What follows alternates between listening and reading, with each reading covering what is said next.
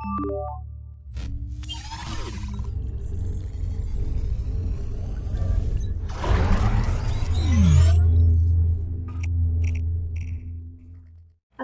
আলাইকুম। আশা করি আপনারা সবাই ভালো আছেন। আজকে আমি ওয়েভস এন্ড অসিলেশনের উপর আমার থার্ড লেকচার দিতে যাচ্ছি। তো গত ক্লাসে আমরা ডিফারেনশিয়াল ইকুয়েশন দেখেছিলাম, একটা ওয়েভের ডিফারেনশিয়াল ইকুয়েশন আমরা দেখেছিলাম। আজকে আমরা সেই ডিফারেনশিয়াল ইকুয়েশনটাই বিভিন্ন সিস্টেমের মধ্যে অ্যাপ্লাই করে বিভিন্ন সিস্টেমের জন্য ডিফারেনশিয়াল ইকুয়েশন আমরা বের করব। তো প্রথমেই যে সিস্টেমটাতে আমরা ডিফারেনশিয়াল ইকুয়েশনটা অ্যাপ্লাই করব সেটা হচ্ছে spring mass system. Spring mass system অর্থটা হচ্ছে একটা স্প্রিং এর সাহায্যে আমি একটা মাসকে ঝুলিয়ে দিলে যে সিস্টেমটা ক্রিয়েট হয় সেটাই হচ্ছে স্প্রিং মাস সিস্টেম। তো কিভাবে আমরা সেই ডিফারেনশিয়াল ইকুয়েশনটা পাবো দেখি। এটা হচ্ছে একটা চিত্র যেখানে দেখা যাচ্ছে যে একটা স্প্রিং দেওয়া আছে। প্রথম অংশটুকুতে দেখা যাচ্ছে একটা স্প্রিং আছে, দ্বিতীয় অংশটুকুতে দেখা যাচ্ছে একটা স্প্রিং এর সাথে একটা ভর ঝুলানো আছে, এবং তৃতীয় অংশতে দেখা যাচ্ছে যে স্প্রিংটাকে একটু সম্প্রসারিত করা হয়েছে। এখন অ্যাকচুয়ালি কিভাবে ঘটনাটা ঘটেছে সেটা আমরা একটু দেখি। প্রথমে আমরা দেখতে পাচ্ছি একটা স্প্রিং কে একটা রিজিড স্থানের সাহায্যে ঝুলিয়ে দেওয়া হয়েছে। স্প্রিং এর শেষ পয়েন্টটা হচ্ছে এটা। এখন আমি যদি স্প্রিং এর মধ্যে একটা ভর ঝুলিয়ে দিই, স্বাভাবিক ব্যাপার, একটা স্প্রিং এর সাহায্যে যদি আমি এখন একটা ভর ঝুলিয়ে দিই সেটা একটু কি হবে, প্রসারিত হবে। প্রসারিত হয়ে ধরি এই অবস্থানে চলে আসছে। এই অবস্থানে চলে এসে সে স্থির হয়ে যাবে। এখানে এসে কেন সে স্থির হয়ে যাচ্ছে? এখানে এসে স্থির হয়ে যাওয়ার কারণ হচ্ছে, আমরা কি জানি প্রত্যেকটা বস্তুকে পৃথিবী তার নিজের কেন্দ্রের দিকে আকর্ষণ করে। তো অভিকর্ষ বল ক্রিয়া করে প্রত্যেকটা বস্তুর উপর। তো অভিকর্ষ বল কি করছে, তাকে নিচের দিকে টানতেছে।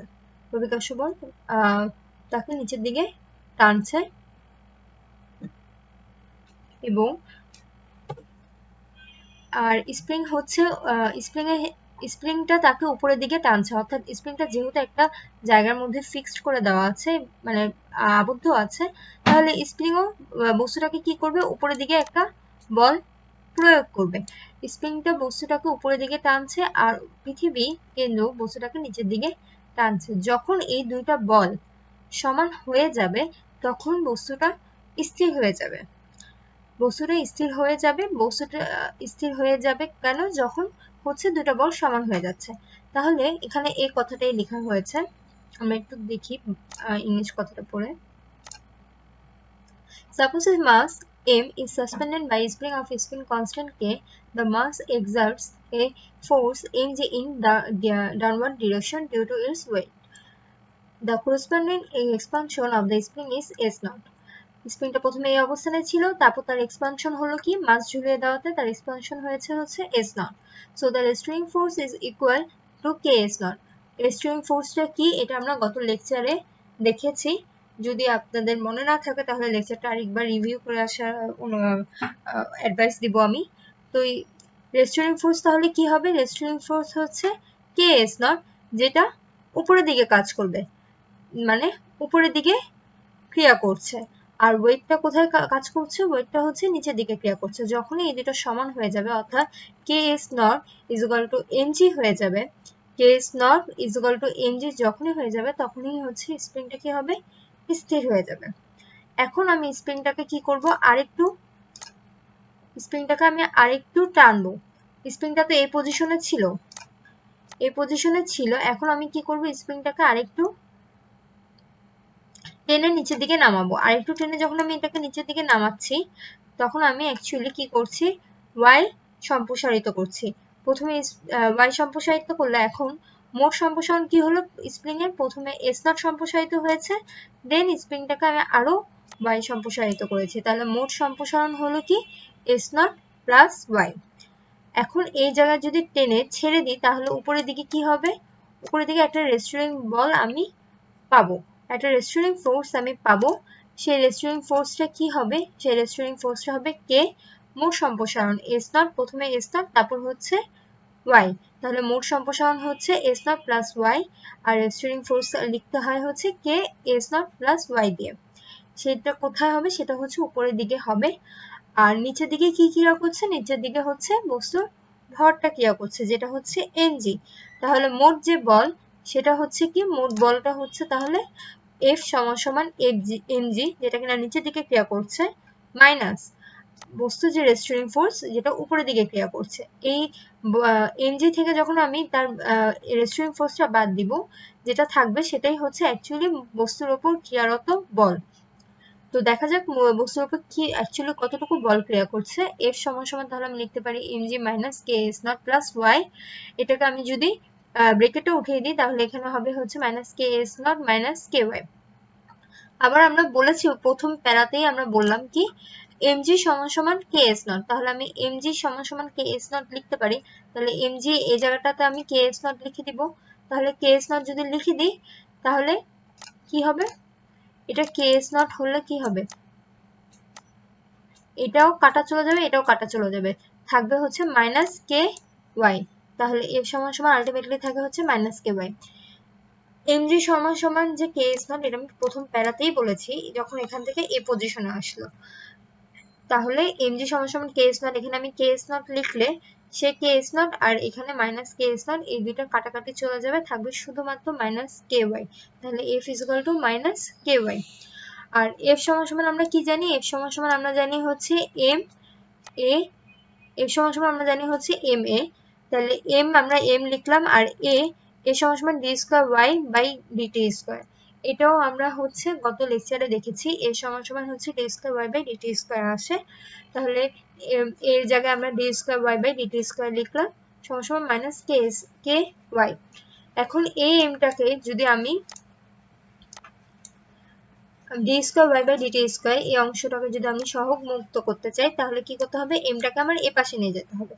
mটাকে এই পাশে নিয়ে গেলে কি হবে, মাইনাস k বাই m হবে, গুণ আছে, এটা এই পাশে নিয়ে গেলে মাইনাস k বাই m হবে। এই লাইনটা আমি স্কিপ করে লিখে দিয়েছি একবারে, এটা এই পাশে নিয়ে আসলে মাইনাস k বাই m হবে y। দেন এই মাইনাসটা যদি আমি সমান চিহ্নের এই পাশে নিয়ে আসি তাহলে কি হয়ে যাবে, প্লাস হয়ে যাবে। তাহলে plus k by m y। That means আমি প্রথমে mটাকে এখানে ভাগ আকারে নিয়ে গিয়েছি, দেন এই পুরো অংশটাকে আমি এই সমান চিহ্নে এই পাশে নিয়ে আসছি, তাহলে প্লাস হয়ে যাচ্ছে। তাহলে এখানে আমরা একটা ডিফারেনশিয়াল ইকুয়েশন পেয়ে গেলাম। এটাই হচ্ছে differential equation for a spring mass system. যদি আপনাদেরকে বলে যে differential equation of a spring mass system লিখতে, তাহলে ডিফারেনশিয়াল ইকুয়েশন পর্যন্ত কি বের করবেন, এর পরের অংশটুকু বের করবেন না। আচ্ছা, এর পরের অংশটুকু তো অ্যাকচুয়ালি কি বের করা হয়েছে, এর পরের অংশটুকু হচ্ছে একটা টাইম পিরিয়ড বের করা হয়েছে। যদি আপনাদেরকে বলে যে স্প্রিং মাস সিস্টেমের জন্য একটা টাইম পিরিয়ডের ইকুয়েশন বের করতে, তাহলেই শুধুমাত্র এতটুকু অংশ বের করবেন, নতুবা বের করবেন না। আচ্ছা, এখন আমাদের যদি স্প্রিং মাস সিস্টেমের টাইম পিরিয়ডের ইকুয়েশনটা বের করতে বলে তাহলে আমরা কি করব, আমরা ফার্স্টে যে সিম্পল হারমোনিক অসিলেটরের যে জেনারেল ফর্মে ডিফারেনশিয়াল ইকুয়েশনটা জানি সেটাকে আমরা লিখব। এটা আমরা কোথা থেকে জানলাম, এটা আমরা গত লেকচারে দেখেছিলাম যে জেনারেল ফর্ম মানে কোনো সিস্টেমের জন্য না, জাস্ট সিম্পল একটা জেনারেল ইকুয়েশন হচ্ছে, ডিফারেনশিয়াল ইকুয়েশন হচ্ছে এটা d square y by dt square plus omega square y is equal to 0। এটা হচ্ছে জেনারেল ইকুয়েশনটা। আর স্প্রিং মাস সিস্টেমের জন্য আমরা মাত্র কি বের করলাম, d square y by dt square plus k by m y is equal to 0।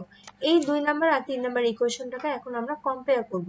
Compare করলে দেখা যায় যে এখানে d square y by dt square আছে, এখানেও d square y by dt square আছে, এখানে হচ্ছে k m y আছে, k বাই m y আছে, আর এখানে হচ্ছে ওমেগা স্কয়ার y সমান 0 সমান 0। এখন তার মানে বোঝা যাচ্ছে কম্পেয়ার করলে জাস্ট এতটুকু অংশটাই হচ্ছে দুইটা জায়গায় ডিফারেন্স। তাহলে আমরা লিখতে পারি ওমেগা স্কয়ার সমান k বাই m, y তো আবার ঠিকই আছে, তাহলে ওমেগা সমান দাঁড়াচ্ছে হচ্ছে root over k by m। এই স্কয়ারটাকে যদি আমরা এই পাশে নিয়ে আসি তাহলে রুট ওভার হয়ে যাবে। দেন ওমেগা সমান আমরা জানি কি 2 পাই বাই t, এটা আমরা কোথা থেকে জানলাম, আমরা জানি অ্যাঙ্গুলার ফ্রিকোয়েন্সির যে ইকুয়েশনটা সেটা হচ্ছে ওমেগা সমান 2 পাই বাই t।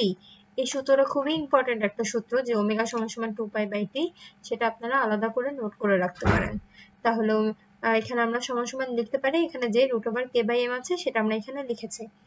এখন আমাদেরকে টাইম পিরিয়ডের ইকুয়েশন বের করতে হবে, অর্থাৎ আমাদেরকে t এর ইকুয়েশনটাকে বের করতে হবে। t এর ইকুয়েশনটাকে বের করার জন্য এই ইকুয়েশন থেকে আমরা t এর ইকুয়েশন কিভাবে বের করলাম, আমরা পুরো এই ইকুয়েশনটাকে হচ্ছে উল্টিয়ে দিলাম। উল্টিয়ে দিলে হয় হচ্ছে t বাই 2 পাই সমান সমান হচ্ছে √m/k।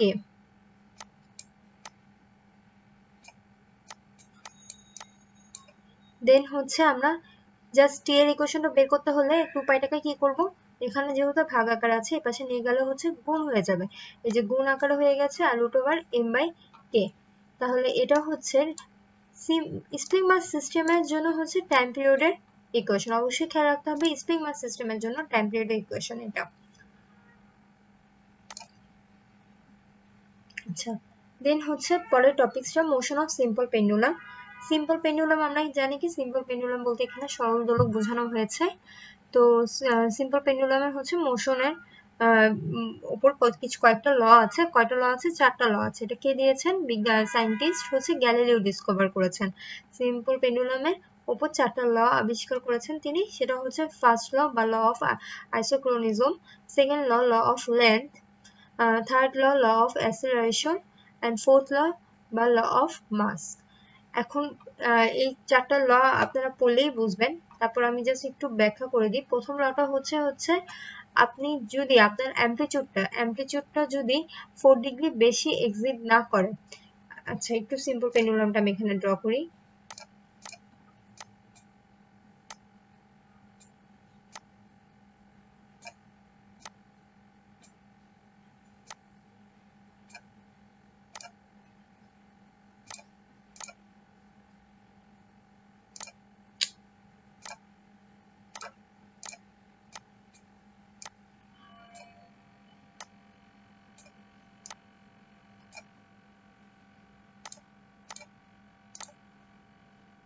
আচ্ছা, সিম্পল পেন্ডুলামের প্রথমে যেটা এটার হচ্ছে যদি আমি when the angular amplitude of oscillation does not exceed 4 degree, that means এটা এই যে অ্যাঙ্গেলটা এটা হচ্ছে যদি 4 ডিগ্রি বেশি এক্সিড না করে, তাহলে the time period of oscillation of a simple pendulum of fixed length at a given place is always constant।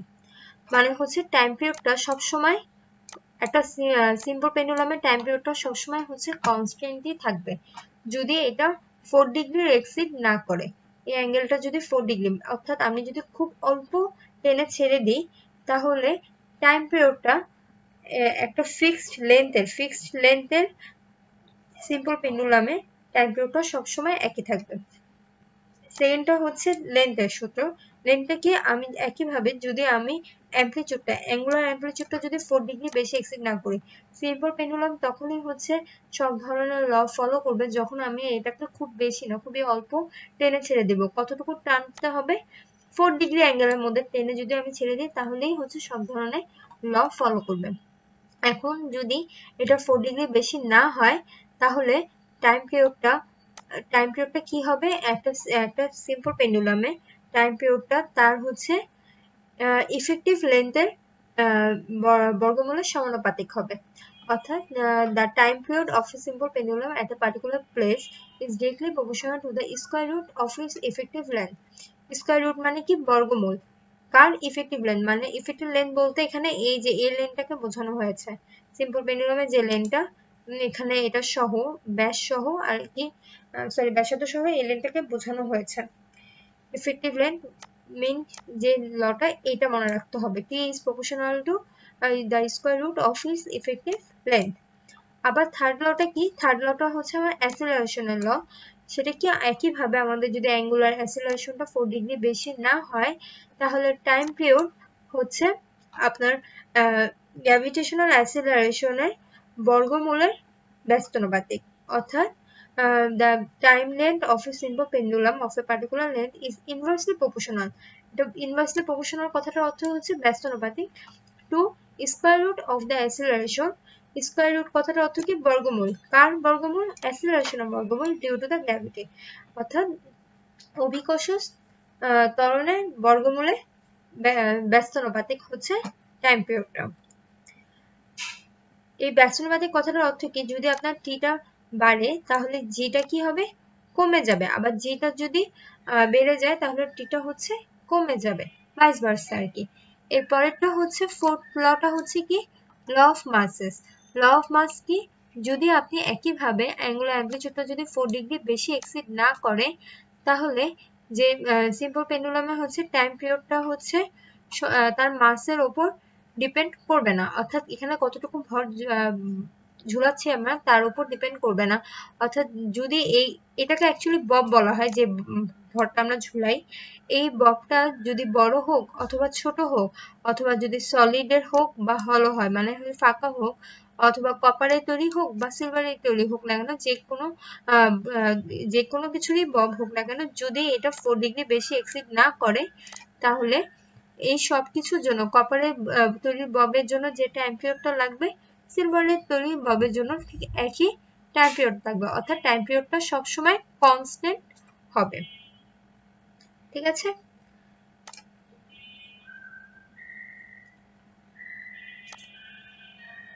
এই ছিল 4টা ল সিম্পল পেন্ডুলামে। এখন এই 4টা লকে যদি আমি একটু কম্বাইন করি, তাহলে আমরা দেখতে পাচ্ছি কি, প্রথম আমরা যা পেলাম কি T is proportional to root over এল।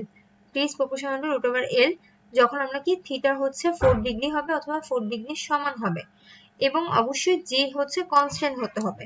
এখানে এই কথাটা লিখে দেওয়া হয়েছে সেকেন্ড লতে, যে একটা পার্টিকুলার প্লেস মানে কি, পার্টিকুলার প্লেস তখনই লিখবো যখন জিটাকে আমরা ফিক্স ধরে নিচ্ছি।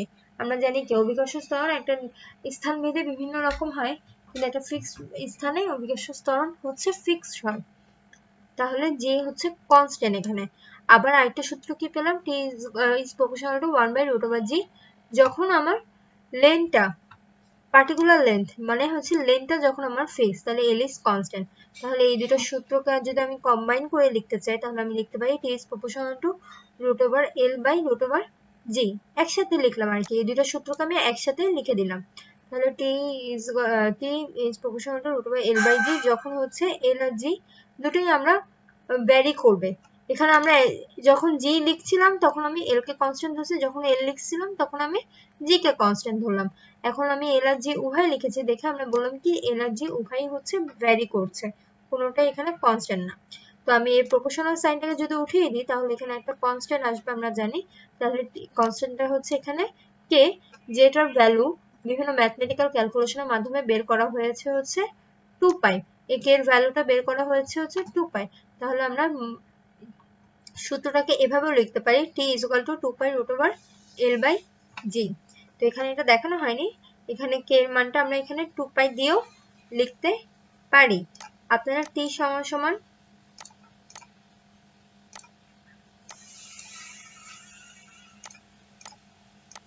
টি সমান সমান 2π√L/g এটা দিয়েও লিখতে পারবেন। এটারই একটা আপনাদের ম্যাথ আছে, এই সূত্রটাকে আপনারা এখানে কে এর মানটা 2π বসিয়েও করতে পারবেন। ঠিক আছে, এর পরের পার্টে আমরা চলে যাই।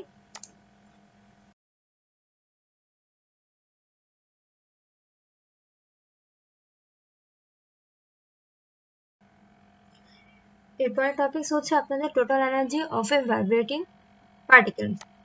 টোটাল এনার্জি হচ্ছে ভাইব্রেটিং পার্টিকেল। ভাইব্রেটিং পার্টিকেল বলতে এখানে হচ্ছে যে কোনো কম্পমান একটা কণাকে বোঝানো হচ্ছে। তো ভাইব্রেটিং পার্টিকেল কি দিবে, এটা অবশ্যই একটা সিম্পল হারমোনিক অসিলেশন দিবে। তো সিম্পল হারমোনিক অসিলেশনের যেসব ল আছে সবকিছুই এটার জন্য প্রযোজ্য হবে। তো আমাকে বের করতে হবে এমন একটা পার্টিকেলের যেটা কিনা সিম্পল হারমোনিক অসিলেশন দিচ্ছে, তার হচ্ছে টোটাল এনার্জিটা আমাকে বের করতে হবে। টোটাল এনার্জিটা আমাকে বের করতে হবে। টোটাল এনার্জি বলতে আমরা কি জানি, টোটাল এনার্জি বলতে আমরা কি মোট শক্তি। মোট শক্তি সমান সমান আমরা কি জানি, বিভব শক্তি প্লাস গতি শক্তি, এই দুইটা যোগফলই হচ্ছে আমরা জানি কি মোট শক্তি। তাহলে ই সমান সমান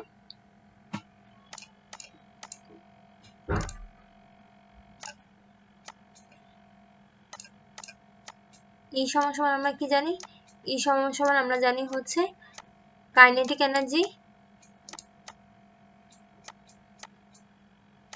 plus potential energy.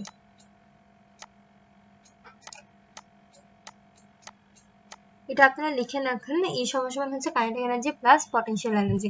Kinetic energy বলতে এখানে গতিশক্তি বোঝানো হচ্ছে, কাইনেটিক এনার্জি বলতে গতিশক্তি বোঝানো হচ্ছে, আর পটেনশিয়াল এনার্জি বলতে হচ্ছে বিভব শক্তি বোঝানো হচ্ছে। তাহলে গতিশক্তি আর বিভব শক্তি মোট যোগফলই হচ্ছে কি মোট যে শক্তি সেটা। তো আমাকে একটা ভাইব্রেটিং পার্টিকেলের মোট শক্তি বের করতে হবে, অর্থাৎ প্রথমে আমাকে কাইনেটিক এনার্জি বের করতে হবে, দেন আমাদের পটেনশিয়াল এনার্জি বের করতে হবে, দেন এই দুটোকে আমাদেরকে যোগ করে দিতে হবে, তাহলেই আমরা একটা ভাইব্রেটিং পার্টিকেলের মোট শক্তি পেয়ে যাব।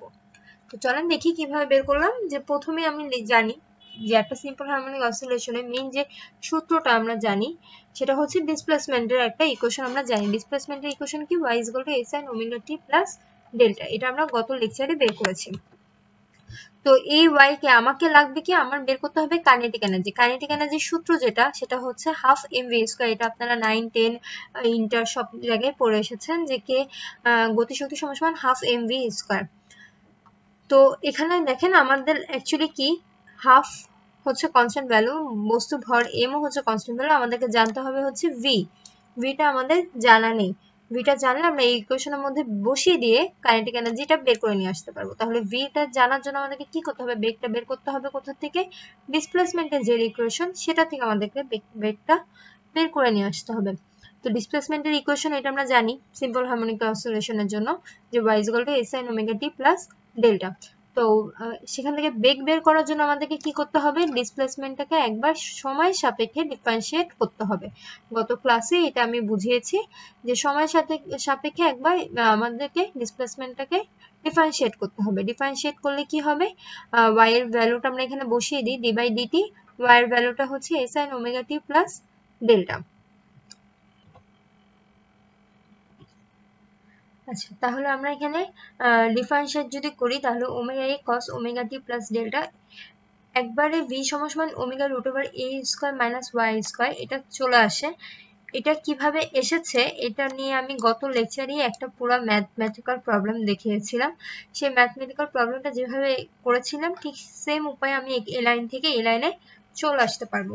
তো যেহেতু আমাদের সময় কম, তো আমাদের পড়া অনেক বাকি, তো আমি ওটা আবারও রিপিট করব না, আপনারা দেখে নেবেন। তাহলে v এর মানটা আমরা এটা আলটিমেটলি পাই ওমেগা √a² মাইনাস y²। এইটা দিয়ে অনেক ম্যাথ আছে, এই সূত্রটা দিয়ে এটা মুখস্থ করে ফেলতে হবে অনেকটা, তো এটা মনে রাখবেন। এরপরে তাহলে আমরা এই ইকুয়েশনের মধ্যে v এর মানটা বসিয়ে দিয়েছি। v এর মানটা বসিয়ে দিলে হচ্ছে ওমেগা √a² মাইনাস y², আর v এর যেহেতু স্কয়ার ছিল এখানে আমরা স্কয়ারটা লিখে দিয়েছি। তাহলে আলটিমেটলি দাঁড়ায় হাফ m ওমেগা সাথে এই স্কয়ারটা গুণ হলে ওমেগা স্কয়ার হবে, আর রুটের সাথে কোনো স্কয়ারকে গুণ করলে আমরা জানি কি সেটা কাটাকাটি চলে যায়, তাহলে থাকবে শুধুমাত্র a² মাইনাস y²। তাহলে এটা আমাদের বের হয়ে আসলো হচ্ছে কাইনেটিক এনার্জির সমীকরণ, মানে হচ্ছে গতিশক্তির সমীকরণ। এখন আমাদেরকে বিভব শক্তিরও সমীকরণ বের করতে হবে, বা পটেনশিয়াল এনার্জিরও সমীকরণ বের করতে হবে। তো পটেনশিয়াল এনার্জির সমীকরণ বের করার জন্য কি করতে হবে, প্রথমে আমরা জানি কি যে a = d²y/dt², এটা আমরা গত ক্লাসে দেখেছিলাম। তাহলে এটা সমান আমি মাইনাস ওমেগা² y ও লিখতে পারি। গত লেকচারে এই দুইটা জিনিসই আমরা বের করেছিলাম। এখন hence the restraining force acting on the body is given by, এখন একটা বডিতে এই যে কোনো একটা পার্টিকেল বা একটা ভাইব্রেটিং পার্টিকেলের মধ্যে হচ্ছে যে রেস্ট্রেইনিং ফোর্সটা থাকে সেটা আমরা কি জানি, F = m। এটা হচ্ছে নিউটনের দ্বিতীয় সূত্র অনুসারে। তাহলে এর মানটা আমরা বসিয়ে দিই হচ্ছে মাইনাস ওমেগা² y। এখন এই যে মাইনাস সাইনটা, এই মাইনাস সাইনটা হচ্ছে অ্যাকচুয়ালি আপনাদের বিপরীত দিকে বোঝানোর জন্য ব্যবহার করা হতো। আমরা ব্যবহার করেছিলাম না যে আমি নিচের দিকে ফোর্স দিয়ে টানছি কিন্তু বস্তুটা কি উপরের দিকে যাচ্ছে, উপরের দিকে ফেরত যেতে যাচ্ছে, অর্থাৎ রেস্ট্রেইনিং ফোর্সের জন্য সে উপরের দিকে ফেরত যেতে যাচ্ছে। তো যেহেতু আমার ডিসপ্লেসমেন্টের সাথে আপনার রেস্ট্রেইনিং ফোর্সের সম্পর্কটা একটা বিপরীতমুখী ছিল, সেক্ষেত্রে আমি এই মাইনাস সাইনটা ব্যবহার করেছিলাম। এই মাইনাস সাইনটা কোনো ক্যালকুলেশনের মাধ্যমে আসেনি, এটা হচ্ছে দিক বোঝাতে, বিপরীত দিক বোঝাতে আসছে। তো আমি যখন কোনো ম্যাথমেটিক্যাল ক্যালকুলেশন করব তখন এই মাইনাস সাইনটা আমি গণনায় ধরবো না, যেহেতু এটা কোনো ম্যাথমেটিক্যাল ক্যালকুলেশনের অংশ নয়, এটা হচ্ছে শুধুমাত্র বিপরীত দিক বোঝাতে আসছে। তো আমি কোনো ম্যাথমেটিক্যাল ক্যালকুলেশনের সময় এই মাইনাস সাইনটাকে কাউন্ট করব না। তাহলে আমরা এখানে এর মানটা বসাবো কি ওমেগা² y, ঠিক আছে। তাহলে আলটিমেটলি এই মাইনাস সাইনটা যদি আমি কাউন্ট না করি তাহলে এই মাইনাস সাইনটাকে আমি মানে মুছে দিতে পারবো, ঠিক আছে। এই মাইনাস সাইনটা আমি কাউন্ট করবো না, তাহলে F = m ওমেগা² y আসবে। এখন work done to make a displacement of dy is given by, এখন হচ্ছে যে কোনো ক্ষুদ্র ডিসপ্লেসমেন্টের জন্য, অর্থাৎ প্রথমে আমি ডিসপ্লেসমেন্ট কি করলাম, ওয়াই ডিসপ্লেসমেন্ট করলাম। এখন যদি ক্ষুদ্র ডিসপ্লেসমেন্টের জন্য আমি চিন্তা করি, তাহলে আমি লিখতে পারবো ক্ষুদ্র ডিসপ্লেসমেন্টের জন্য ওয়ার্ক ডান হবে হচ্ছে, ওয়ার্ক ডান মানে কি, কাজ, কৃত কাজ হবে। আমরা কি জানি, ডাব্লিউ সমান সমান এফ ওয়াই, এই সূত্রটা আমরা জানি, W is equal to F Y. এখন এটা হচ্ছে কৃত কাজ সমান সমান কি, বল ইন্টু সরণ। এখন এই কৃত কাজটা যদি আমি খুব ক্ষুদ্র ক্ষুদ্র অংশে বিভক্ত করে নিই, কেন ক্ষুদ্র ক্ষুদ্র অংশে বিভক্ত করে নিচ্ছি, যাতে আমি প্রত্যেকটা ক্ষুদ্র ক্ষুদ্র এই সিস্টেমটার হচ্ছে আমি একদম ক্ষুদ্র ক্ষুদ্র ভাবে প্রথমে আমি ভাগ করে নিব, ভাগ করে এই অংশটার জন্য কাজ, এই অংশটার জন্য কাজ, প্রত্যেকটা ক্ষুদ্র ক্ষুদ্র অংশের কাজ আমি বের করে নিলে আমার কি হবে, পুরো সিস্টেমটার জন্য কাজ হিসাব করাটা সুবিধা হয়ে যাবে, মানে আরো অ্যাকুরেসি আমার বাড়বে। তো আমি এই ক্ষুদ্র ক্ষুদ্র অংশের জন্য প্রথমে কাজ বের করলাম। ক্ষুদ্র ক্ষুদ্র, যখনই আমি ক্ষুদ্রের কথা উল্লেখ করব, তখনই হচ্ছে ডি সাইনটা চলে আসবে। দ্যাট মিন ডিফারেন্সিয়েট, মানে ক্ষুদ্র ক্ষুদ্র ভাগে ভাগ করে, ক্ষুদ্র ক্ষুদ্র ভাগে ভাগ করলে কি হবে, ডি ডাব্লিউ, এখানে হচ্ছে এই সূত্র অনুসারে অ্যাকচুয়ালি লেখা, তাহলে এখানে ডি ডাব্লিউ, ডাব্লিউ হচ্ছে মোট কাজ, তো এটাকে ক্ষুদ্র ক্ষুদ্র অংশে ভাগ করে নিলেই ডি সাইনটা চলে আসবে, তাহলে ডি ডাব্লিউ হয়ে যাবে। এফ হচ্ছে বল, দেন ক্ষুদ্র ক্ষুদ্র অংশের সরণ যেটা, সেটা হচ্ছে ডি ওয়াই হয়ে যাবে। তাহলে এখানে আমি এফ এর মানটা বসাই, M omega square Y dot D Y চলে আসছে। আচ্ছা, এখন হচ্ছে এই ক্ষুদ্র ক্ষুদ্র অংশ, প্রত্যেকটা অংশকে বের করার পর আমাকে কি করতে হবে, এই পুরো সিস্টেমটাকে বের করার জন্য আমার কি করতে হবে, এই ক্ষুদ্র ক্ষুদ্র অংশগুলোকে আবার যোগ করে দিতে হবে। প্রথমে আমি কি করলাম, একটা বড় সিস্টেমটাকে ক্ষুদ্র ক্ষুদ্র অংশে ভাগ করে ফেললাম এবং প্রত্যেকটা ক্ষুদ্র ক্ষুদ্র অংশের জন্য আমি কাজ বের করলাম। দেন ওই পুরো ক্ষুদ্র ক্ষুদ্র অংশকে যোগ করে দিয়ে আমি পুরো সিস্টেমের কাজটা বের করলাম। এটা করার কারণ হচ্ছে আমার অ্যাকুরেসিটা বৃদ্ধি করা। এখন আমি পুরো এই ক্ষুদ্র ক্ষুদ্র অংশটাকে কি করব, যোগ করে দিব, প্রত্যেকটা ক্ষুদ্র ক্ষুদ্র পার্টকে আমরা এখন যোগ করে দিব। যোগ করে দিলে দেখি কি হয়। যোগ করার জন্য অ্যাকচুয়ালি আমাদেরকে করতে হবে হচ্ছে ইন্টিগ্রেশন করতে হবে। কোনো কিছু যোগ করা মানে কি, যোগজীকরণ করা, হচ্ছে ইন্টিগ্রেশন করা। ইন্টিগ্রেশন করব কি, জিরো অংশ থেকে আমি ওয়াই অংশ পর্যন্ত ইন্টিগ্রেশন করব। একটু আমি যদি একটু চিত্রের মাধ্যমে দেখি,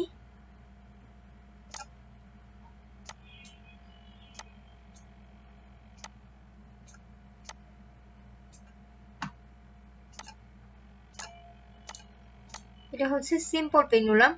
এখন এই সিম্পল পেন্ডুলামে এটা আমরা কি জানি, এটা হচ্ছে y is equal to 0, এই অংশটা আমরা জানি হচ্ছে y is equal to 0, এটা হচ্ছে y is equal to 0। তো এখানে আর এটা হচ্ছে তার সর্বোচ্চ বিস্তার, y is equal to y, এটা হচ্ছে y is equal to y। তাহলে প্রথমে হচ্ছে কৃত কাজটা কি, এখান থেকে এই অংশে, এই অবস্থান থেকে এই অবস্থানে সরানোর জন্য তার মোট যে কৃত কাজটা, সেটাই আমরা হিসাব করছি। তাহলে এখানে হচ্ছে কি 0 ছিল আর এখানে হচ্ছে y is equal to y, তাহলে 0 থেকে y পর্যন্ত সরানোর জন্য মোট যে কৃত কাজটা, সেটা হচ্ছে কি 0 থেকে y integral from 0 to y, আর এখানে হচ্ছে m ওমেগা স্কয়ার, মানে dw, অ্যাকচুয়ালি dw লিখলে হচ্ছে m omega square y dot dy, এটা আমি লিখে দিলাম। দেন ইন্টিগ্রেশন আর ডিফারেন্সিয়েটের প্রত্যেকটা ক্ষেত্রে প্রথমেই যেটা করতে হয়, সেটা হচ্ছে আপনার কনস্ট্যান্ট ভ্যালুগুলোকে বাইরের দিকে বের করে নিয়ে আসতে হয়। তো এখানে m হচ্ছে কনস্ট্যান্ট, ওমেগা স্কয়ারও হচ্ছে কনস্ট্যান্ট, তো এই দুটোকে আমি বাইরের দিকে বের করে নিয়ে আসলাম। থাকে হচ্ছে y dy, y dy। Integration আপনারা ম্যাথমেটিক্যাল ফিজিক্সও, ম্যাথমেটিক্যাল কোর্সগুলোতেও পড়বেন, তখন আরো বেশি ভালোভাবে ক্লিয়ার হয়ে যাবে। এখন যতটুকু বোঝানোর দরকার আমি ততটুকুই বোঝাচ্ছি। এখন y ডট dy, এটাকে যদি ইন্টিগ্রেশন করা হয় তাহলে আসে হচ্ছে y স্কয়ার বাই 2। এটাকে ইন্টিগ্রেশন করলে আমরা পাবো হচ্ছে y স্কয়ার বাই 2। এখানে y স্কয়ার বাই 2 বসালে, যে y স্কয়ার লিখেছি আমি এখানে, আগে ছিল m ওমেগা স্কয়ার আর y স্কয়ার বাই 2 চলে আসছে। দেন এরকম যে ভ্যালুটা থাকে, আপার লিমিট আর লোয়ার লিমিট যেটা থাকে, সেটাকে এরকম করে আপনারা চাইলে থার্ড ব্র্যাকেটের মাধ্যমেও লিখতে পারবেন। উপরে হচ্ছে y লিখবেন, নিচে হচ্ছে 0 লিখবেন। দেন হচ্ছে আপার লিমিট মাইনাস লোয়ার লিমিট করবেন। এই y এর ভ্যালুটার মধ্যেই বসাতে হবে actually half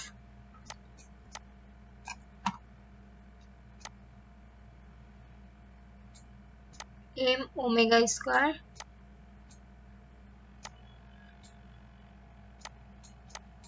y square minus 0 y square minus 0 0 actually কোনো ভ্যালু নেই 0 স্কয়ার অ্যাকচুয়ালি 0 কোনো ভ্যালু নেই তাহলে থাকে হচ্ছে half m omega square y square তো আলটিমেটলি এটা এই ভ্যালুটা বের হয়ে আসে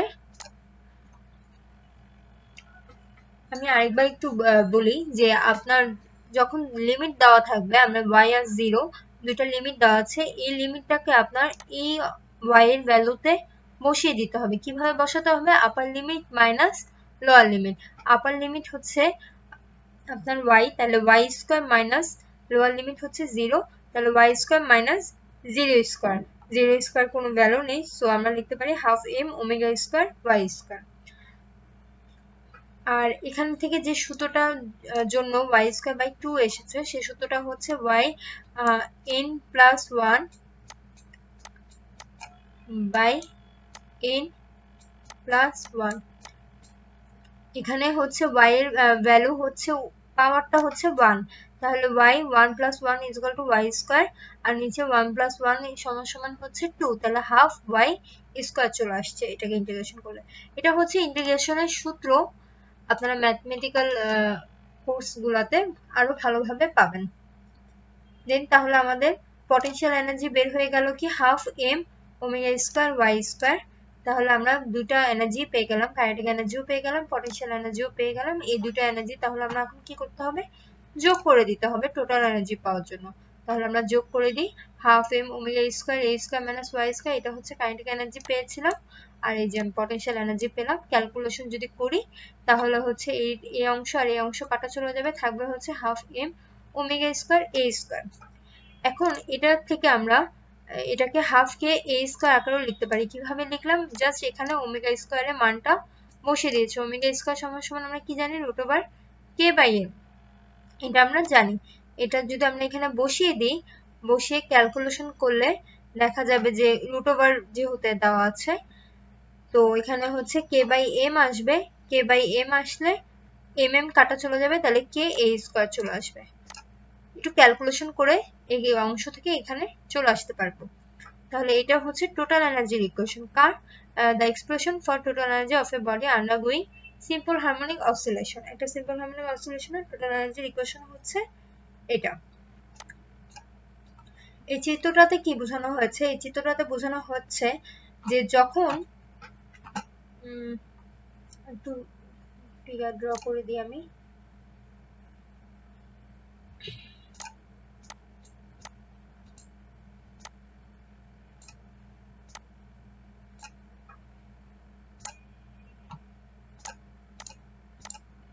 আচ্ছা এখানে অ্যাকচুয়ালি বোঝানো হচ্ছে যখন আপনার এই পজিশনে যখন আপনি আছেন তখন হচ্ছে এই পজিশনে যখন পার্টিকেলটা আছে তখন হচ্ছে এর সমস্ত শক্তি হচ্ছে কি গতিশক্তি এখানে কোনো বিভব শক্তি নেই কারণ কি বিভব শক্তি y = 0 y = 0 হলে আমরা বিভব শক্তি যে বা পটেনশিয়াল এনার্জি যে ইকুয়েশনটা জানি কি m g h এই ইকুয়েশনটা আমরা জানি h এর ভ্যালু কি এখানে এখানে হচ্ছে h এর ভ্যালু হচ্ছে 0 কোনো সরণ এখানে ঘটছে না হাইট নেই এখানে তাহলে এখানে y = 0 তার মানে আমরা এখান থেকে পটেনশিয়াল এনার্জি ইকুয়েশন পাই কি এখানে পটেনশিয়াল এনার্জি এই অংশটাতে পটেনশিয়াল এনার্জি হচ্ছে 0 আবার যখন এখান থেকে আমরা তাকে একটু টেনে এখানে নিয়ে যাই এখানে নিয়ে যাওয়ার পর এই অংশটাতে তার সমস্ত শক্তিটাই হচ্ছে তার বিভব শক্তি বা পটেনশিয়াল এনার্জি আবার এখান থেকে যখন আমি তাকে ছেড়ে দিলেই তো সে আবার এখানে চলে আসে এই অংশটাতে আসার সময় তার সমস্ত শক্তিটাই থাকে কি গতি শক্তি থাকে এখানে কোনো বিভব শক্তি থাকে না আবার যখন এই অংশটা পার হয়ে বস্তুটা এখানে আসে এখানে যে তার সমস্ত শক্তি আবার বিভব শক্তি হয়ে যায় এখানে কোনো গতিশক্তি থাকে না গতিশক্তি থাকে না কারণ কি গতিশক্তি সমীকরণ থেকে জানি আমি কি হাফ mv²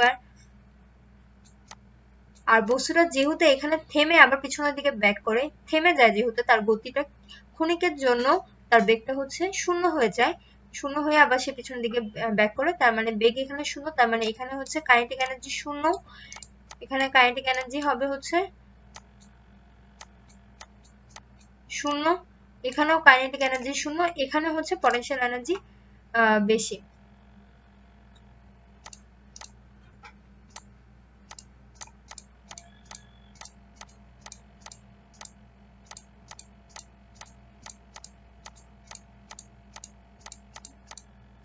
তার মানে আমি আবারও বলি, এখানে হচ্ছে কাইনেটিক এনার্জি শূন্য, এখানেও কাইনেটিক এনার্জি শূন্য, এখানে পটেনশিয়াল এনার্জি শূন্য।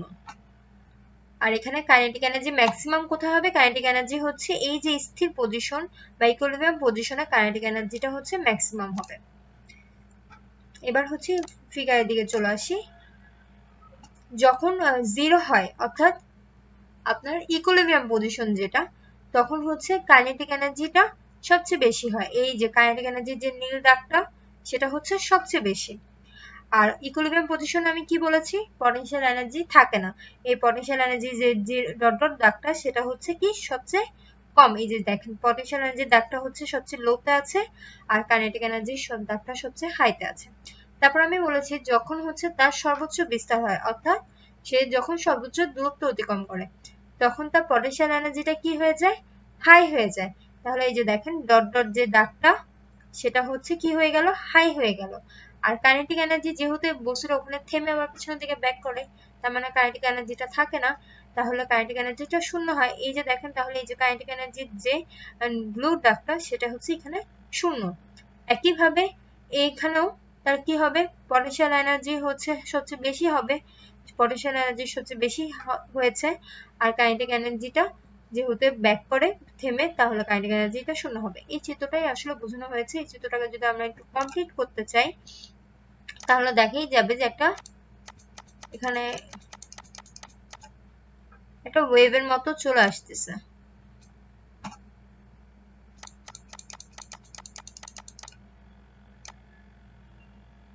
এখানে একটা ওয়েভের মতো আমরা চলে আসতেছে। অ্যাকচুয়ালি ওয়েভের ইকুয়েশনটা এইভাবেই বা ওয়েভের যে গ্রাফটা এইভাবেই চলে আসে।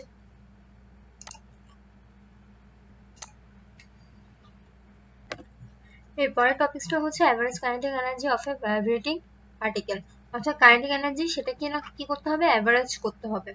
তাহলে আগের মতোই আমরা কি জানি যে সিম্পল হারমোনিক অসিলেশনের যে ইকুয়েশনটা আমরা জানি ডিসপ্লেসমেন্টের, সেটা আগে আমরা লিখে ফেলবো y = a sin omega t plus delta. তো কাইনেটিক এনার্জির যে সূত্রটা সেটা হচ্ছে half mv square. That means আমাদেরকে v এর মানটা আগে জেনে নিতে হবে। তো v এর মানটা আমরা এখান থেকে জেনে নিই। v এর মানটা জেনে নিলে কি হবে? জাস্ট ডিসপ্লেসমেন্টকে একবার t এর সাপেক্ষে ডিফারেন্সিয়েট করব, তাহলে চলে আসবে omega a cos omega t plus delta. এটা চলে আসলো। এখন এখানে v এর মানটা এই ইকুয়েশনটা এখানে আমরা v এর জায়গায় বসিয়ে দিই। v এর জায়গায় বসিয়ে দিলে হবে হচ্ছে omega square a square cos square omega t plus delta. Just সবকিছু স্কয়ার হয়ে গেছে কারণ এখানে v স্কয়ার আছে। এখন আমাদের অ্যাভারেজ কাইনেটিক এনার্জি বের করতে হবে। অ্যাভারেজ কাইনেটিক এনার্জি এখানে যে অ্যাভারেজ লিখেছে এটা হচ্ছে এভিজি দিয়ে অ্যাভারেজ বোঝানো হচ্ছে। অ্যাভারেজ কাইনেটিক এনার্জি যে সূত্রটা সেটা হচ্ছে 1/t, এখানে t হচ্ছে time period, integral 0 to t k dot e dt। এখানে হচ্ছে নরমাল কাইনেটিক এনার্জি। আর অ্যাভারেজ করার জন্য আমাকে কি করতে হবে? 0 থেকে t পর্যন্ত ইন্টিগ্রেশন করতে হবে, তাও আবার সেটাকে t দিয়ে ভাগ করে দিতে হবে। এখন আমরা এখানে k ডট e এর মানটা আমরা যেটা বের করলাম সেটা বসিয়ে দিব। তাহলে 1/t আগের মতো 1/t আছে, 0 to t আছে, আর k ডট e এর ভ্যালুটা আমরা এখানে বসিয়ে দিয়েছি। দেন dt করব। আচ্ছা, এখন ইন্টিগ্রেশন করলে আমাদের ইন্টিগ্রেশনের প্রথম সূত্রটা কি? আমাদেরকে হচ্ছে যে কনস্ট্যান্ট ভ্যালুগুলো সেটাকে বাইরের দিকে বের করে নিয়ে আসতে হবে। তো আমরা কনস্ট্যান্ট ভ্যালুগুলো বের করে নিয়ে আসতেছি। এখানে হচ্ছে half m omega square a square, এই সব কিছুই হচ্ছে কনস্ট্যান্ট ভ্যালু। দেন থেকে যায় হচ্ছে cos square omega t plus delta dt। এতটুকু অংশ হচ্ছে এখানে থেকে যায়। আমি একটু কালার চেঞ্জ করে দিই। এতটুকু অংশ হচ্ছে থেকে যায়। তাহলে এতটুকু অংশকে আমার ইন্টিগ্রেশন করতে হবে। ইন্টিগ্রেশন করার জন্য মেইন যে কাজ, আমি লিখি কতটুকু অংশ অ্যাকচুয়ালি থাকে, সেটা হচ্ছে 0 to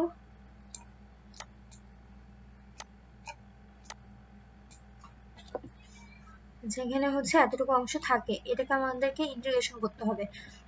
ইন্টিগ্রেশনের জন্য সুবিধা হচ্ছে কখনো দ্বিঘাত সমীকরণগুলো ইন্টিগ্রেশন করাটা একটু টাফ, এই কারণে আমাদের দ্বিঘাত যে সমীকরণটা অর্থাৎ স্কোয়ারের যে পাওয়ার যেগুলোতে স্কোয়ারে থাকে সেগুলোকে আমাকে কি করতে হবে, একঘাত সমীকরণ নিয়ে আসতে হবে। একঘাত সমীকরণ নিয়ে আসার জন্য আমি এখানে যদি এটা 2 দেই তাহলে বাইরেও আমাকে একটা 2 দিয়ে ভাগ করতে হবে, তাহলে এই টু কাটা চলে যায়, আলটিমেটলি যেটা ছিল সেটাই আমাদের থাকবে।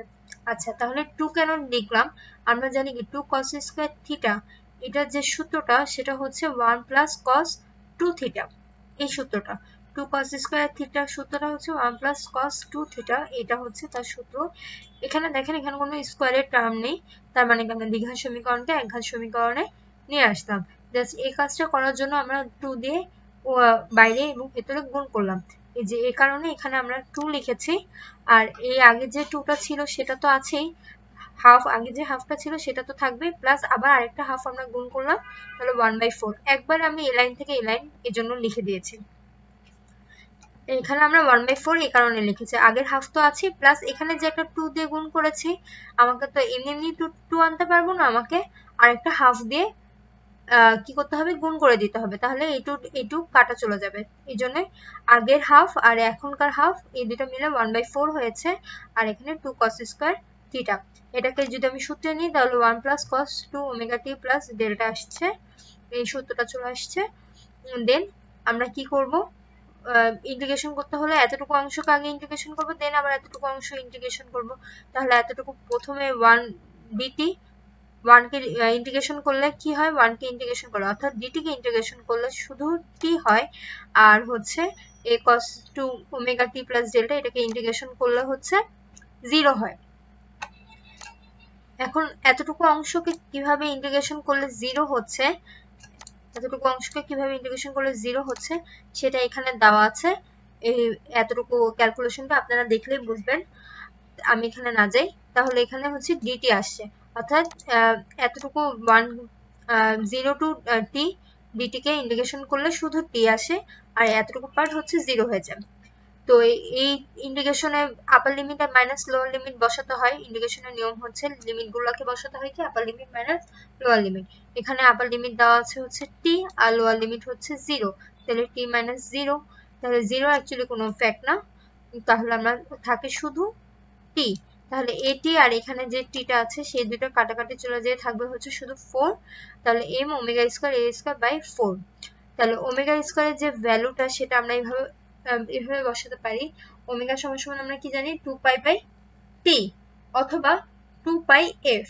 তাহলে ওমেগার ভ্যালুটা আমরা বসিয়েছি এখানে 2 pi f whole square a square. তাহলে একটু ক্যালকুলেশন করলে আসবে হচ্ছে m pi square f square a square. এটা হচ্ছে এভারেজ কাইনেটিক এনার্জি সমীকরণ। এখন দেখেন এখানে m হচ্ছে কনস্ট্যান্ট, পাই হচ্ছে কনস্ট্যান্ট, ফ্রিকোয়েন্সিও কনস্ট্যান্ট। ফ্রিকোয়েন্সি কোনো একটা নির্দিষ্ট জিনিসের ফ্রিকোয়েন্সি কি ফিক্সড থাকে, ফ্রিকোয়েন্সিও হচ্ছে কনস্ট্যান্ট। তাহলে এই সবগুলা কনস্ট্যান্টকে যদি আমি উঠিয়ে দিই তাহলে আমি এখানে একটা সমানুপাতিক চিহ্ন বসাতে পারবো, এটা হচ্ছে সমানুপাতিক চিহ্ন। তাহলে K E average is proportional to a square. তাহলে this is the average kinetic energy of a vibrating particle. এবার আসেন আমরা কতগুলো ম্যাথ দেখি। প্রথমে যে ম্যাথটা সেটা হচ্ছে for a particle vibrating simple harmonically the displacement is 8 centimeter when the velocity is 6 centimeter per second, and the displacement is 6 centimeter when the velocity is 8 centimeter per second. Now calculate amplitude, frequency, time period. কথা হচ্ছে এমন একটা পার্টিকেলের কথা বলা হচ্ছে যেটা কিনা simple harmonic oscillation দিচ্ছে, মানে সে ভাইব্রেট করছে কি সিম্পল হারমোনিক্যালি। তাহলে সে পার্টিকেলের ডিসপ্লেসমেন্টটা হচ্ছে কি 8 সেন্টিমিটার যখন তার ভেলোসিটিটা হচ্ছে 6 সেন্টিমিটার, আবার যখন তার ডিসপ্লেসমেন্টটা হচ্ছে 6 সেন্টিমিটার তার ভেলোসিটিটা হচ্ছে 8 সেন্টিমিটার। এখন আমাকে ক্যালকুলেট করতে বলেছে অ্যামপ্লিটিউড, ফ্রিকোয়েন্সি, টাইম পিরিয়ড। তাহলে ভেলোসিটির সাথে হচ্ছে ডিসপ্লেসমেন্টের একটা সমীকরণই আমি জানি, v = omega root over a square minus x square. এখানে x বসান অথবা y বসান, যে কোনো কিছু বসাতে পারেন, কোনো সমস্যা নাই। আমি এখানে x বসিয়ে করেছি ডিসপ্লেসমেন্ট। তাহলে যখন প্রশ্ন মতে যখন when x = 8 সেন্টিমিটার, যখন এটা 8 সেন্টিমিটার হবে, ভেলোসিটি কত দেওয়া আছে 6 সেন্টিমিটার, ভেলোসিটি v = 6 সেন্টিমিটার। তাহলে এই দুটো এখানে বসিয়ে দিই, আমরা v এর জায়গায় হচ্ছে 6 লিখেছি, ভেলোসিটি 6, আর হচ্ছে x এর জায়গায় হচ্ছে 8 সেন্টিমিটার লিখেছি, 8 সেন্টিমিটার লিখে আমি একটা সমীকরণ পেলাম। দেন আরেকটা শর্ত দেওয়া আছে, দ্য ডিসপ্লেসমেন্ট ইজ 6 সেন্টিমিটার। যখন হচ্ছে ডিসপ্লেসমেন্ট 6 সেন্টিমিটার হবে, ভেলোসিটি হচ্ছে 8 সেন্টিমিটার হবে, ভেলোসিটি 8 সেন্টিমিটার। একইভাবে এই 6 আর 8 এখানে আমরা বসিয়ে দিব। বসিয়ে দিলে আমরা কি করব, সমীকরণ 2 নাম্বারটা পেয়ে যাচ্ছি। ভেলোসিটির জায়গায় 8 বসিয়েছি আর ডিসপ্লেসমেন্টের জায়গায় আমরা 6 বসিয়েছি। 1 আর 2 দুইটা সমীকরণ আমরা পেয়ে গেলাম। দুটো সমীকরণ পেয়ে যাওয়ার পর এখন আমরা কি করব, 2 নম্বর সমীকরণকে 1 নম্বর সমীকরণ দিয়ে ডিভাইড করব। কেন ডিভাইড করছি, কারণ আমাদেরকে বের করতে বলেছে অ্যামপ্লিটিউড, দ্যাট মিন্স আমাদেরকে অ্যামপ্লিটিউডের সমীকরণটা বের করে নিয়ে আসতে হবে। তো দেখেন, যদি আমরা একমাত্র ভাগ করি তাহলে সব এই দুইটা সমীকরণের মধ্যে একমাত্র যদি ভাগ করি তাহলে এই ওমেগা আর ওমেগাটা কাটা চলে যাবে, একমাত্র অজানা রাশি থাকবে কি এ। তাহলে আমরা ইজিলি সেখান থেকে এর মানটা বের করে আনতে পারবো। সেই কারণেই আসলে ভাগ করা, ওমেগাটাকে কেটে দেওয়ার জন্য। তো ভাগ করলে এ ওমেগা আর এ ওমেগা কেটে চলে যাবে, থাকবে হচ্ছে শুধুমাত্র এ, যেটা ক্যালকুলেশনের মাধ্যমে আমরা এর ভ্যালুটা বের করেছি কি 10 সেন্টিমিটার। এখানে ক্যালকুলেশন করা হয়েছে, খুব ইজি ক্যালকুলেশন করা হয়েছে, যে এখানে রুট আছে, এই রুটটাকে উঠিয়ে দেওয়ার জন্য আমাকে কি করতে হবে, রুট কখনো উঠিয়ে দিই, স্কোয়ার করলে স্কোয়ারের সাথে রুট কাটাকাটি চলে যায়, উঠে যায়। তাহলে আমরা উভয় পক্ষকে কি করেছি, স্কোয়ার করেছি। স্কোয়ার করার আগে এটাকে একটু ছোট করে ভেঙে নিয়েছি, যদি নাও ভাঙেন কোনো সমস্যা নাই, আপনি 8/6 হোল স্কোয়ারও লিখতে পারেন। তো এটাকে ভেঙে নিয়েছি, কিভাবে ভেঙেছি, উপরে নিচে হচ্ছে আমরা 2 দিয়ে ভাগ করেছি। এটাকে 2 দিয়ে ভাগ করলে কি হয়, 3 আসে, এটাকে 2 দিয়ে ভাগ করলে হচ্ছে 4 আসে, সে হিসাবে আমরা ভেঙেছি। দেন উভয় পক্ষকে আমরা স্কোয়ার করে দিয়েছি। স্কোয়ার করে দিলে রুটের সাথে স্কোয়ার কাটাকাটি চলে যায়, রুট উঠে যায়, থাকে a স্কোয়ার মাইনাস 6 স্কোয়ার আর a square minus 8 square. Then 4 কে যদি স্কোয়ার করা হয় তাহলে 16, 3 কে স্কোয়ার করলে 9। জাস্ট নর্মাল ক্যালকুলেশন করে আমরা এখানে এর ভ্যালুটা বের করেছি। এখানে a স্কোয়ার সমান সমান 100 এসেছে, যেটাকে যদি আমরা স্কোয়ারটাকে এই পাশে নিয়ে যাই তাহলে রুট হয়ে যাবে, তাহলে a সমান সমান 10 সেন্টিমিটার চলে আসবে।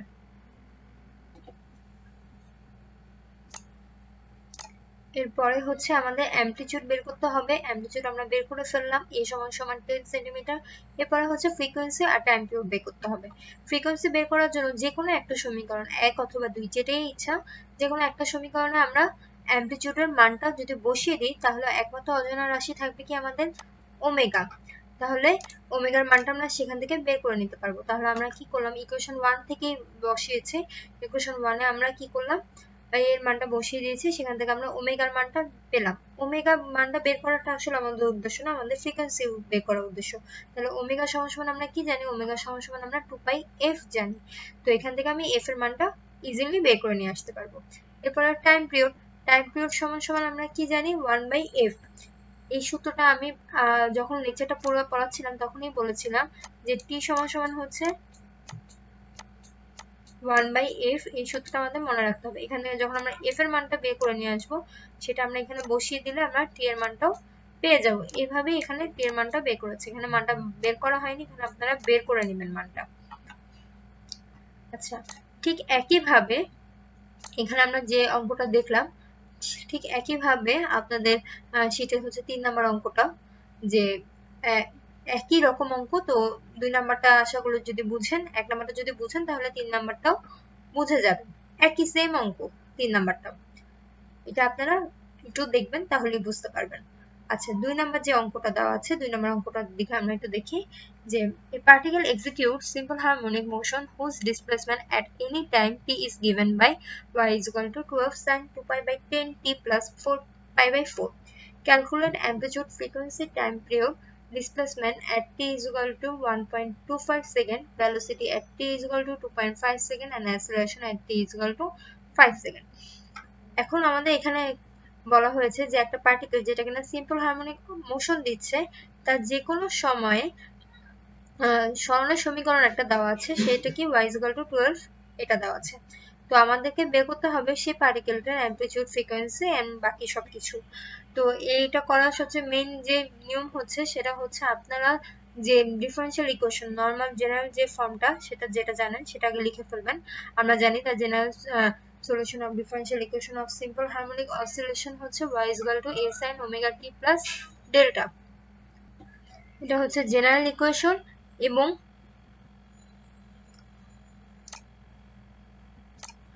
দেওয়া আছে হচ্ছে y is equal to given y is equal to 12 sin 2 pi by 10 t plus pi by 4। তাহলে জেনারেল ইকুয়েশনটা আপনারা জানেন এবং যা দেওয়া আছে হচ্ছে এটা। এখন হচ্ছে 1 আর 2 নাম্বার ইকুয়েশন যদি আপনারা কম্পেয়ার করেন তাহলে আপনারা অনেকগুলা কোশ্চেনের অ্যান্সার পেয়ে যাবেন। দেখেন 1 আর 2 নাম্বার আমি ইকুয়েশন কম্পেয়ার করে দেখা যাচ্ছে যে এখানে a সমান এখানে কত 12, তাহলে আমি অ্যামপ্লিটিউড a সমান 12 পেয়ে গিয়েছি। যেহেতু এখানে কোনো ধরনের ইউনিট উল্লেখ করেনি, এককটা অবশ্যই খেয়াল রাখতে হবে। এখানে যেহেতু কোনো একক উল্লেখ করেনি তাহলে আপনারা চাইলে হচ্ছে যে এসআই একক সেটা ইউজ করতে পারেন, অথবা এখানে ইউনিট লিখে দিলেও চলবে।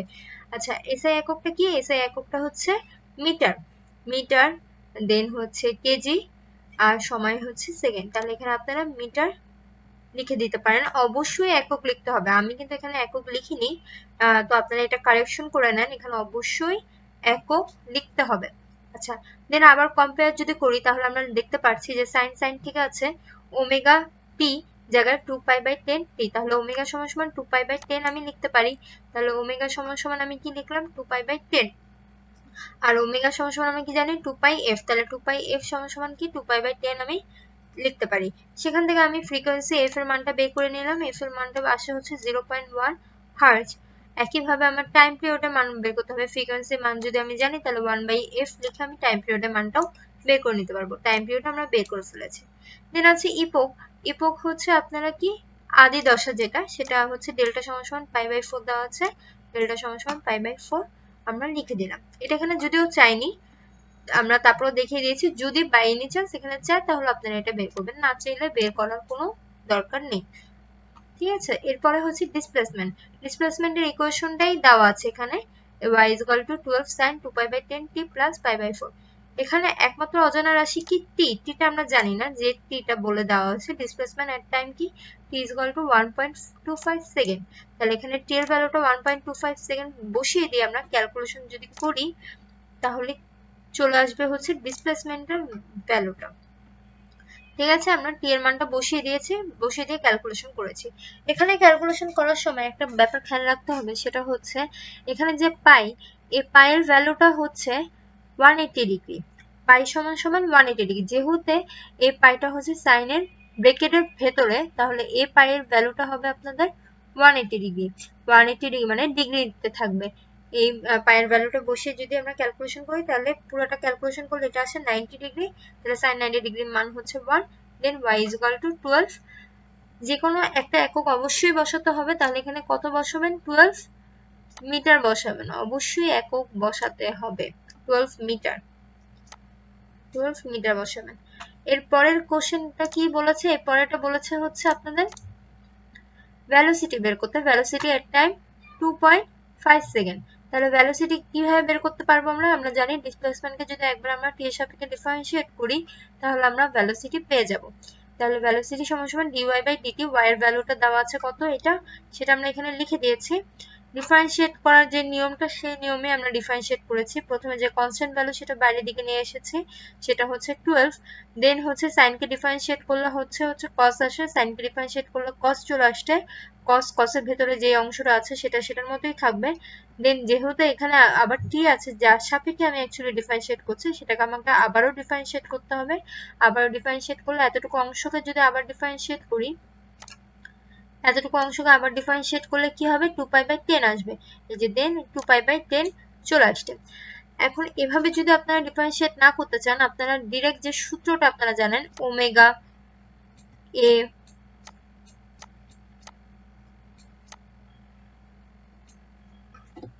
আপনারা কিন্তু ডিরেক্ট এই সূত্রটাও জানেন যে v সমান কি omega a cos omega t plus delta. এটা আমরা প্রথম লেকচারে দেখেছিলাম। তো আপনারা চাইলে এখানে এই সমীকরণটাকে ডিফারেন্সিয়েট না করে এখানেও বসিয়ে দিতে পারেন ভ্যালুগুলো। কিভাবে বসাবেন? a হচ্ছে আমরা জানি কি 12 পেয়েছি, যে 12। দেন ওমেগা সমান আমরা কি পেয়েছি? ওমেগা সমান আমরা পেয়েছি হচ্ছে 2π/10, এই যে 2π/10। দেন cos ওমেগা সমান 2π/10 t প্লাস ডেল্টা সমান π/4, মানে হচ্ছে এই ইকুয়েশনের মধ্যে আমরা বসিয়ে দিলেও v এর ভ্যালুটা পেয়ে যাব। যেটা ইচ্ছা আপনারা চাইলে এই ইকুয়েশনটাকে ডিফারেন্সিয়েট করে এই ফর্মে নিয়ে আসতে পারেন, অথবা একবারে ডিরেক্ট এই সূত্রটা লিখে প্রত্যেকটা ভ্যালুর মান বসিয়ে ক্যালকুলেশন করতে পারেন।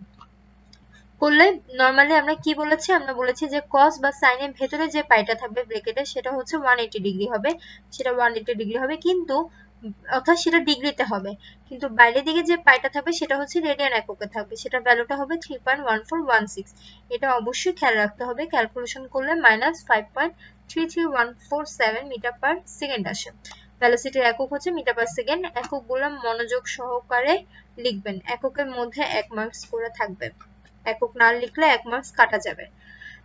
এই ক্যালকুলেশনটা অনেক বড় হলেও ক্যালকুলেটরে যদি আপনি টিপেন তাহলে হচ্ছে খুব ইজিলি ভ্যালুটা চলে আসবে। এরপরে হচ্ছে অ্যাসিলারেশন বের করতে বলেছে।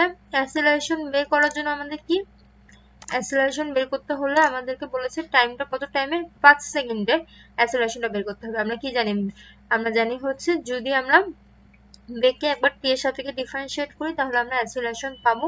একইভাবে আপনারা এই সমীকরণটাকে, বেগের যে সমীকরণটা টি এর ভ্যালু বসানোর আগে যে সমীকরণটা পেয়েছি সেটাকে ডিফারেন্সিয়েট করেও আপনারা এর ভ্যালুটা বসাতে পারেন, অথবা omega square A sine omega T plus delta minus omega square A sine omega T plus delta, যে সমীকরণ আমরা জানি অ্যাকচুয়ালি ত্বরণের প্রথম দিকে যেটা আমরা জেনেছিলাম, সেটার মধ্যে বসিয়েও প্রত্যেকটা ভ্যালু বসিয়ে ক্যালকুলেশন করতে পারেন। তো এটাকে আমরা ডিফারেন্সিয়েট করলে কি হয় দেখি, এটাকে ডিফারেন্সিয়েট করলে এটা তো বেগের ভ্যালু, বেগটাকে এখানে আমরা লিখেছি, ডিফারেন্সিয়েট করলে আবার 2 পাই/10 আলাদা, সেটা বাইরের দিকে চলে আসবে।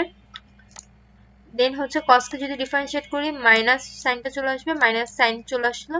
দেন এই পার্টটাকে আমাদের আবার ডিফারেন্সিয়েট করতে হবে, এই পার্টটাকে আবার ডিফারেন্সিয়েট করলে 2 পাই/10 চলে আসছে, এই যে 2 পাই/10 চলে আসছে। তাহলে প্রত্যেকটা ভ্যালু যদি মান বসিয়ে দিই, আর এখানে হচ্ছে t সমান সমান 5, এখানে t এর ভ্যালুটা আমরা 5 বসাবো, 5 বসিয়েছি। একইভাবে পাই যেটা সাইন বা কসের ভেতরে ব্র্যাকেটের ভেতরে থাকবে সেটা হবে 180 ডিগ্রি, আর বাইরের দিকে যেটা পাই থাকবে সেটা হচ্ছে রেডিয়ান এককে হবে, সেটা ভ্যালু হবে 3.1416। এটা যাতে কোনোভাবেই ভুল না হয়। আর এখানে এককটা লিখে নেই, এখানে এককটা হবে কি মিটার পার সেকেন্ড স্কয়ার, ত্বরণের একক হচ্ছে metre per second square, ms -2 metre per second square, এটা লিখে নেন এখানে। আচ্ছা এরপরে অঙ্কটা আমরা দেখি, এটা হচ্ছে এরপরে 4 number math. How much will a spring that has a force constant of 40 Newton per meter be stretched by an object with a mass of 0.5 kg when hanging motionless from the spring? অর্থাৎ হচ্ছে একটা spring, যে spring এর force constant হচ্ছে 40 Newton per metre. তাহলে আমি force constant লিখে ফেলি, যা যা দেওয়া আছে ইনফরমেশন সেটা আগে আমাদেরকে লিখে ফেলতে হবে। ফোর্স কনস্ট্যান্ট দেওয়া হচ্ছে 40 নিউটন পার মিটার, এবং সেটার মধ্যে যদি একটা অবজেক্ট আমি ঝুলিয়ে দিই যার ভর হচ্ছে 0.5 কেজি, তাহলে m সমান 0.5 কেজি লিখলাম। তাহলে স্প্রিংটা হচ্ছে কতটুকু স্ট্রেচ করবে, অর্থাৎ তার ডিসপ্লেসমেন্টটা কতটুকু হবে। তাহলে আমাদেরকে আসলে বের করতে হবে কি এক্স এর ভ্যালুটা, আর g সমান 9.8 মিটার পার সেকেন্ড স্কয়ার, এটা আমরা জানি। তো মেইন যে সূত্রটা F = mg অথবা F = ma, এখানে এর বদলে আমরা g বসিয়েছি কারণ ত্বরণ এখানে কাজ করছে কি অভিকর্ষ ত্বরণটা কাজ করছে, কারণ হচ্ছে পৃথিবী কেন্দ্রের দিকে টানছে, তাহলে অভিকর্ষ ত্বরণটা হবে, তাহলে F = mg। আবার F সমান আমরা জানি কি -kx, হুকস ল থেকে আমরা জানি, তাহলে -kx সমান mg। আমি আগেই বলেছি মাইনাস সাইনটা আপনারা আসলে ক্যালকুলেশনের ক্ষেত্রে ইউজ করবেন না। এখানে দেখেন লাস্ট মোমেন্টে আমরা মাইনাস সাইনটা উঠিয়ে দিয়েছি, আপনি প্রথম থেকেও উঠিয়ে দিতে পারেন। তাহলে এখান থেকে আমরা k এর ভ্যালুটা বের করে নিয়ে আসি, সরি x এর ভ্যালুটা বের করে নিয়ে আসি। x এর ভ্যালুটা বের করার জন্য k টাকে আমার এই পাশে নিয়ে যেতে হবে, মাইনাস সাইনটা আমরা নিয়ে গেলাম। দেন সবকিছু মান দেওয়া আছে, সবকিছু মান বসিয়ে দিলে থাকে হচ্ছে 0.1225 metre. Then the spring is stretched by 0.123, that means 5 দেওয়া আছে, দশমিকের পরে 3 ঘর পর্যন্ত নিতে হয়, এবং চতুর্থ ঘর নাম্বারটা যদি আপনার 5 বা 5 এর বেশি থাকে তাহলে 1 যোগ করে দিতে হয়, এটা আমরা জানি। তো দেখেন লাস্ট মোমেন্টে আমরা কিন্তু মাইনাস সাইনটা উঠিয়ে দিয়েছি, কারণ মাইনাস শুধুমাত্র মানে অপোজিট ডিরেকশন বোঝানোর জন্য ইউজ করা হয়েছে, এজন্য মাইনাস সাইনটা আমরা অ্যানসারের মধ্যে লিখব না। ঠিক আছে, এরপরের অঙ্কটা দেখি আমরা 5 নাম্বারটা। The periodic time of a body executing simple harmonic motion is 2 seconds. Time পিরিয়ডটা দেওয়া আছে 2 second. After how much time interval from t = 0 will its displacement be half the amplitude? অর্থাৎ কত সময় পরে t = 0 সময় থেকে কত সময় পরে এর ডিসপ্লেসমেন্টটা হচ্ছে অ্যামপ্লিটিউডের অর্ধেক হবে।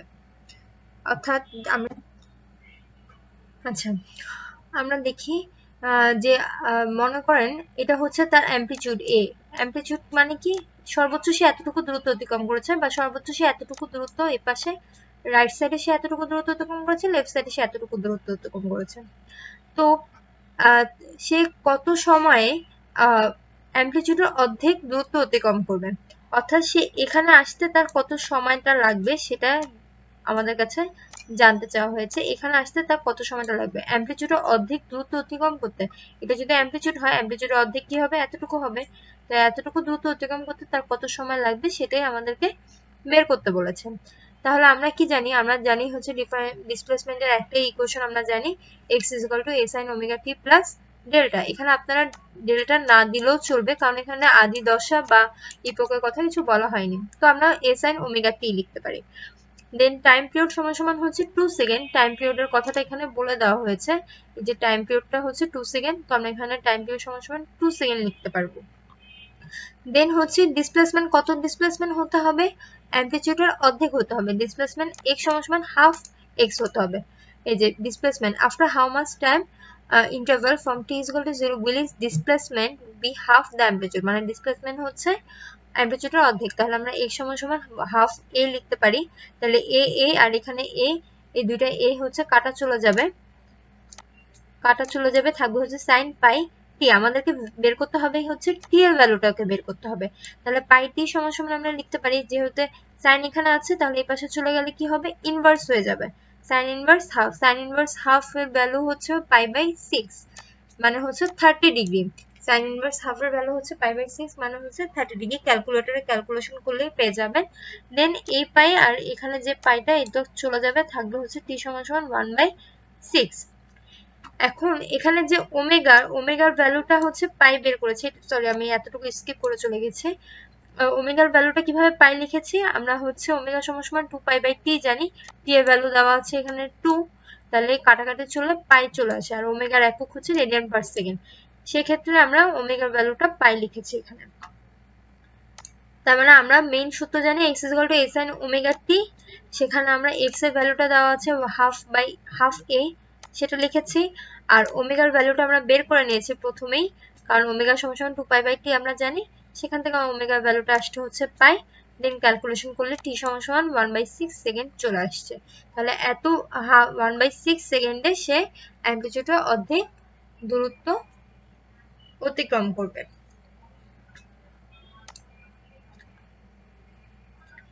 এর পরেরটা যেটা, সেটা হচ্ছে সিম্পল পেন্ডুলামে আমরা যে 4টা ল পড়েছিলাম সেটা দিয়ে অঙ্ক। আচ্ছা দেখি 6 নাম্বারটা, a pendulum of effective length 100 centimetre completes oscillation per minute, what is the acceleration due gravity at that place. অর্থাৎ জি এর মানটা ভ্যালু বের করতে বলেছে। কি কি দেওয়া আছে, ইফেক্টিভ লেন্থ দেওয়া আছে 100 সেন্টিমিটার, ইফেক্টিভ লেন্থ এল সমান সমান 100 সেন্টিমিটার, সেটাকে আমরা কি করব, মিটার, মানে হচ্ছে এসআই ইউনিটে নিয়ে এসেছি, তাহলে 1 মিটার হয়। দেন হচ্ছে কমপ্লিট অসিলেশন পার মিনিট, কত অসিলেশন, এখানে হচ্ছে 30 অসিলেশন উঠেনি, এখানে আপনাদের শীটের মধ্যে লেখা আছে 30 অসিলেশন পার মিনিট। যদি 30 অসিলেশন 1 মিনিটে সম্পূর্ণ করে, তাহলে একটা অসিলেশন সম্পূর্ণ করতে তার কত সময় লাগবে, তাহলে 1 মিনিটকে যদি আমরা সেকেন্ডে ভাঙাই 60 সেকেন্ড, তাহলে 60/30 হবে। জাস্ট আমরা কি জানি 30 অসিলেশন হচ্ছে 60 সেকেন্ডে কমপ্লিট করে, 1 অসিলেশন হচ্ছে 60/30 সেকেন্ডে কমপ্লিট করবে। আর একটা অসিলেশন কমপ্লিট করতে যে সময় লাগে সেটাকেই আমরা জানি কি টাইম পিরিয়ড বলে। তাহলে টাইম পিরিয়ড t সমান সমান, এটা ক্যালকুলেশন করে যেটা বের হয়েছে 2 সেকেন্ড, সেটা আমরা লিখতে পারি। তাহলে আমরা যে সূত্রটা লয়ের থেকে জেনেছিলাম t সমান সমান 2π√L/g, সেখানে সবকিছু ভ্যালু যদি বসিয়ে দিই এবং g এর ভ্যালুটা আমরা ইজিলি পেয়ে যাব। এখানে জাস্ট ম্যাথমেটিক্যাল ক্যালকুলেশন করেছেন, আপনারা যথেষ্ট বড় হয়েছেন, আপনাদেরকে ম্যাথমেটিক্যাল ক্যালকুলেশন হাতে ধরে বুঝিয়ে দেওয়ার মতোই কিছুই নেই। লেফট থেকে রাইটে গেলে, ভাগ থেকে গুণে গেলে কিভাবে হবে সবকিছু আপনারা জানেন। তো এখানে আপনারা j এর ভ্যালুটা বের করে নিয়ে আসবেন। আচ্ছা আজকে তাহলে এই 6 পর্যন্ত ম্যাথ পর্যন্তই থাকবে। এর আগামী ক্লাসে আমি বাকি ম্যাথগুলো দেখাবো এবং আরো থিওরি পড়াবো, যেখানে হচ্ছে প্রোগ্রেসিভ ওয়েভ, স্টেশনারি ওয়েভ, এইসব বিষয় নিয়ে আমরা বিস্তারিত আলোচনা করব। তাহলে আজকে এই পর্যন্তই থাকবে। সবাই ভালো থাকবেন, সুস্থ থাকবেন, আগামী ক্লাসে আবার কথা হবে। সবাইকে ধন্যবাদ।